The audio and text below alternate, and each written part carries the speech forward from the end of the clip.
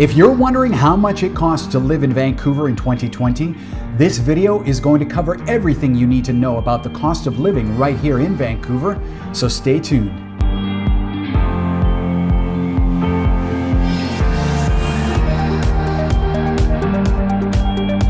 Hey everyone, I'm Craig Veroni with Masters Realty. I'm your local real estate agent here in Vancouver, BC.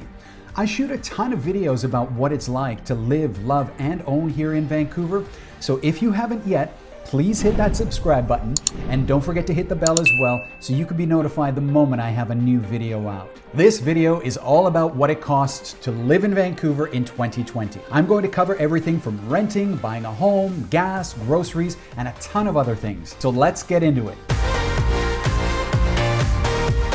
I'm gonna get this out of the way right now. It is expensive to live in this city, and rent and housing prices are generally what make it more expensive to live in Vancouver compared to other cities in Canada. Vancouver was the most expensive city to live in Canada in 2019, but in 2020, the cost of rent in Vancouver is 3.05% lower than Toronto. Our overall cost of living in Vancouver is also 1.26% lower than Toronto at the moment. I just filmed a terrific video about where to live in Vancouver, and I covered the 7 major municipalities that make up Metro Vancouver. In that video, I go over the average cost of attached and detached homes for all of those areas, so I won't go into that in this video. You can come back after watching this video and check out where to live in Vancouver right here.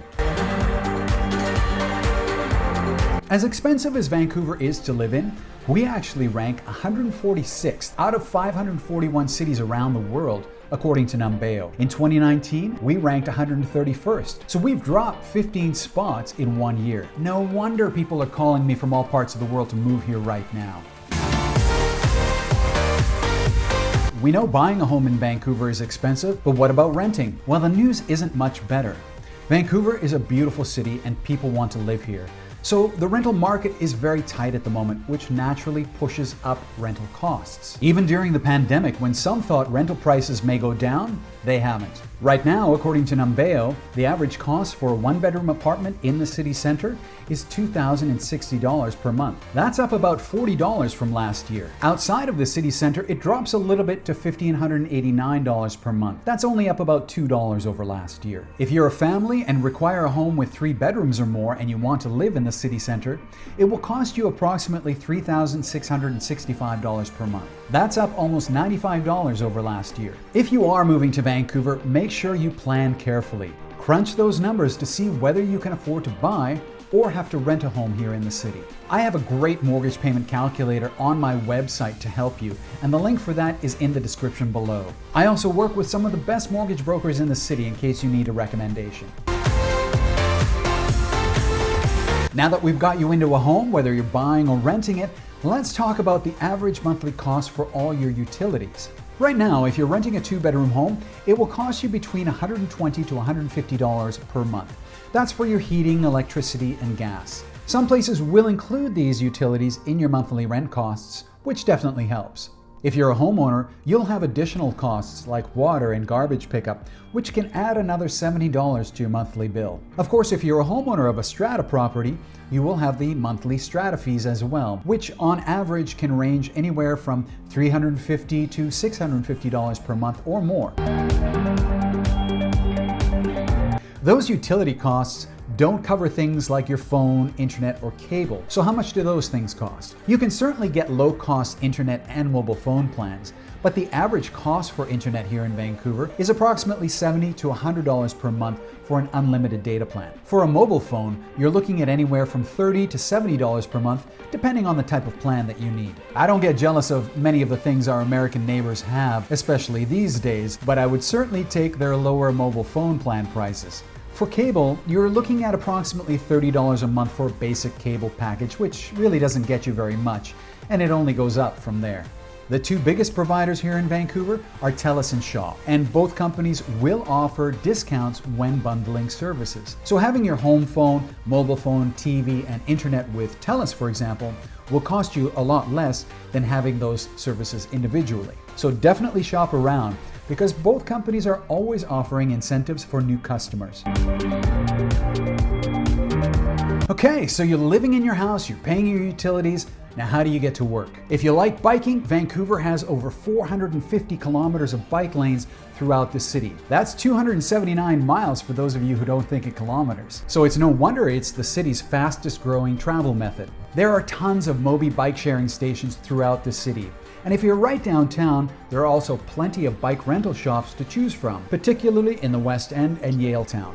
Now, you may not be into biking, and that's okay because Vancouver has a fantastic transit system, including the iconic C-Bus and SkyTrain lines, the West Coast Express, numerous express buses, as well as the regular bus service. Our transit system is divided into 3 zones. Monthly passes to access the transit system are $98 for a 1-zone pass, $131 for 2 zones, and $171 for a 3-zone pass. Additional methods of getting around the city include taxis, Uber, and Lyft. Of course, if you're traveling from Vancouver to Vancouver Island, you can take the ferry, which costs $17.50 as a foot passenger, or $57.50 for a standard vehicle, plus the passenger fare for each person in the vehicle. That works out to approximately $130 one way for a family of 4. If you want to get to Victoria and Nanaimo in a hurry, you also have the option of the seaplane and helijet. The helijet costs approximately $260 per person one way. Harbour Air operates the seaplanes, and they have 4 different pricing options based on your travel needs. The 4 tiers are called Go Fast, Go Flex, Go Light, and Go Gold. Each have different luggage allowances, so be sure to check their website for pricing options. Now, maybe you have to live further from the city and commute in.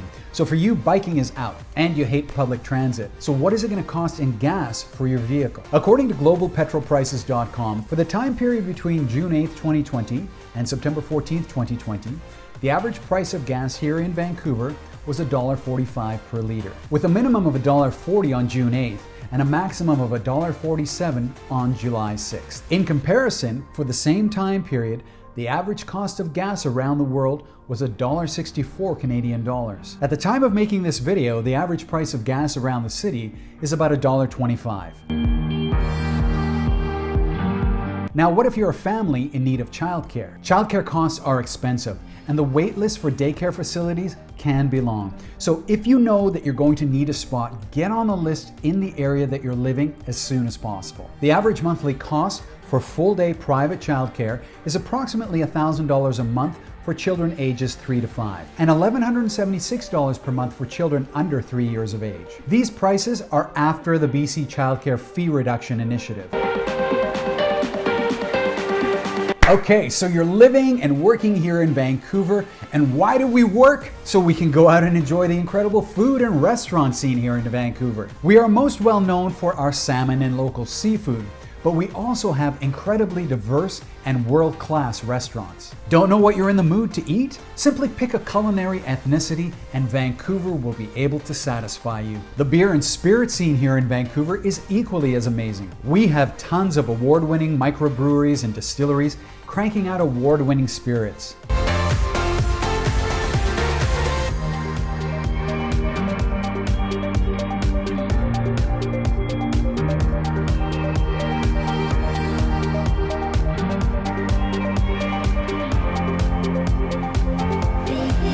The average price for 2 people at a mid-range restaurant here in the city is approximately $75 to $80. For a high-end restaurant, you're probably looking at $150 to $200. If you want to keep up on Vancouver's food and restaurant scene, check out the new online publication, Stir. Stir is dedicated exclusively to local arts and culture and covers the region's creative scene while proudly keeping independent journalism alive. Of course, most of us can't afford to eat out all the time, so you're going to need to get your groceries from someplace like the Real Canadian Superstore, No Frills, Safeway, Thrifties, Loblaws, or for some of the more pricier options, Whole Foods and Urban Fare. Those definitely are on the pricier side. Your weekly grocery bill is probably going to be about $200 to $300 per week, depending on the size of your family. The most important thing about living here in Vancouver is figuring out what kind of lifestyle your budget will allow. You might decide that having a smaller square footage home with a higher price tag is the trade-off for you for living right in the heart of the city and being able to walk everywhere, hang out at English Bay, enjoy Stanley Park, or cruising Yaletown. You also have areas like North and West Vancouver, Burnaby, Richmond, Coquitlam, Port Moody, New Westminster, White Rock, and Tawasin. There are even more terrific areas further east, such as Langley, Pitt Meadows, Maple Ridge, Mission, and Chilliwack. Just like the video I made last year, or any video I make about this city, I know there are going to be people who do nothing but complain about Vancouver in the comments. Look, there are going to be pros and cons to living in any city, and ultimately only you can decide what makes you happy. Life is too short, my friends. So if living on a farm or acreage in one of the prairie provinces does it for you, then right on. If it's a larger city like Toronto or Montreal, or perhaps even a home in one of the maritime provinces, then go for it. Find what's right for you. I'm a local real estate agent here, so if you have any questions, you're thinking of moving here, or your job perhaps has you relocating here, give me a call. I know Vancouver and its surrounding areas incredibly well. I've lived here for over 41 years, and I would love to help you find a home here as well. Reach out to me any way you like with a text, email, or phone call. Now, I should mention I specialize in residential purchases and sales. I do not deal with rentals as they require a separate license here in BC. If you'd like to find a property on your own, down in the description below is a link to a website that is fantastic for searching for rental properties here in Vancouver. If you want assistance and you want an agent to help you with your search, my good friends Josh and Raheel with Sycamore Property Management are amazing at what they do, and their contact info is down in the description below as well. I do want to mention that Josh and Raheel's services are a paid service, and that's why I've given you two options where you can do one on your own or hire someone to help you with your search. Hey, thanks very much for watching. If you enjoyed that video and you want to find out more about specific neighborhoods in Vancouver, check out this playlist right here. And don't forget to hit the subscribe button here, because on this channel, you're going to find everything you need to live, love, and own here in Vancouver. So don't forget to subscribe.